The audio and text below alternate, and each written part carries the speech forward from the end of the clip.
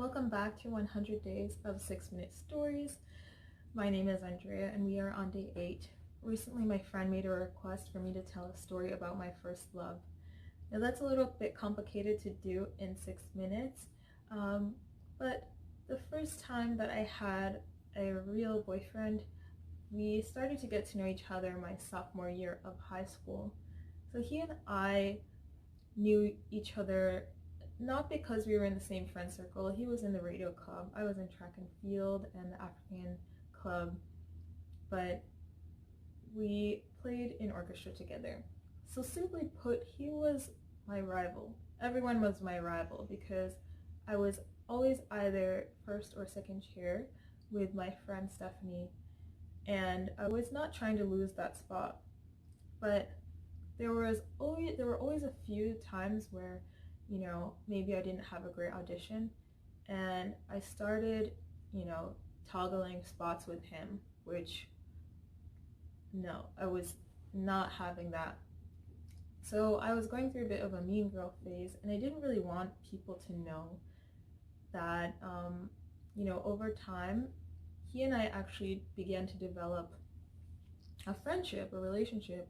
We would talk to each other usually when people weren't around, or when you're making music together, it's not uncommon.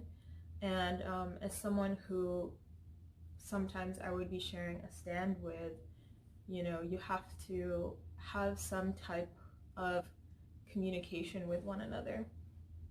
So I remember one day he told me that he and his mom were going to the New York Philharmonic at the Lincoln Center to see Joshua Bell play. So this is extremely embarrassing, but I'm not great with pop culture, and even in the orchestra world, I didn't know one of the most famous violinists in the world. I had to go home and I listened to every piece he had ever played, and then I went back to school acting extremely knowledgeable, and I was like, that's so exciting, I'm so jealous of you, I can't believe you get to see Joshua Bell play in real life. So a couple classes later, around lunchtime, he called me over and he said, I talked to my mom on the phone and I asked her to get an extra ticket if you're free tonight to come and see Joshua Bell play at the Lincoln Center. And I was like, what? No one had ever done anything like this for me. Like, my past was always me crushing on people secretly. No one had ever taken steps to, even informally ask me out like that. So I asked my parents and I got the go ahead, and it was kind of like informally a date. So, but we were sitting kind of in the front row and his mom was sitting a couple of seats behind us, so it was a chaperone date. And it really was incredible. We got to meet Joshua Bell at the end. I took an awkward picture with him as he tried to maintain his personal space. And a couple months later, Valentine's Day comes around and we're still having this sort of secret friendship. We kind of keep it under wraps because I didn't really want to have to explain to my friends how we became so close out of the blue. And I had mentioned the day before Valentine's Day that, oh, I don't really care about flowers and things like that. I don't like jewelry, which is true, but I guess when you receive any type of gift, it's endearing. So the next day, the next night, after we had sort of that banter, I get a text that if I'm free, I should go outside, I should go to the mailbox. And I was like, what's this about?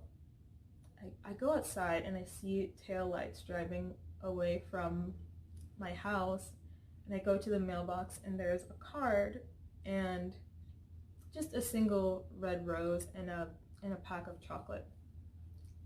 So even though he gave me all the things I said that I didn't really care for, I was extremely touched. I was like, this person was actually putting effort to get my attention, and it simply said, that everyone, especially someone like me, deserves gifts on Valentine's Day. So eventually we came forward with a relationship a couple months later, but between Valentine's Day and I would say the summer, we had sort of a secret relationship. My parents loved him. My dad remembered his name, which is such a rarity. And I could tell you so many stories about how, just as a friend and as a partner, he always really put me first.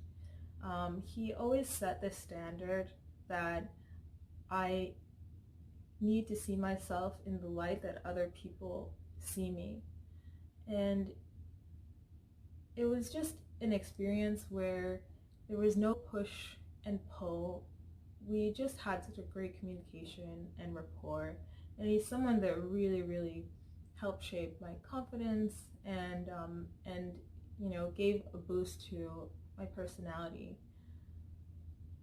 All in all, I will say he set the bar pretty high for what I expect any woman deserves in a relationship, and that's just to have someone who is open and honest and is willing to put their best foot forward in order to make someone feel special.